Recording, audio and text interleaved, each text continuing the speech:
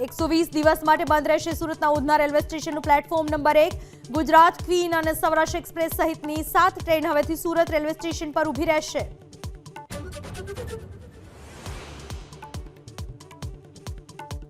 રાહુલ ગાંધી અમદાવાદથી મોડાસા જવા રવાના. કોંગ્રેસના સંગઠન સૃજન અભિયાનનો કરાવશે પ્રારંભ. કાર્યકરો સાથે કરશે સીધો સંવાદ.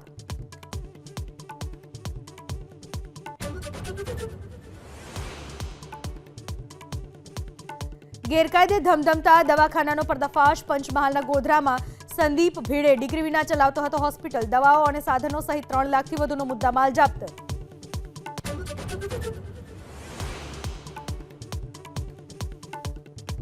ફરી ધ્રુજી કચ્છની ધરા. મોડી રાત્રે ભચાઉના ચોબારી પાસે 3.4ની તીવ્રતાનો ભૂકંપનો આંચકો. ભચાઉથી 26 કિલોમીટર દૂર ભૂકંપનું કેન્દ્ર બિંદુ.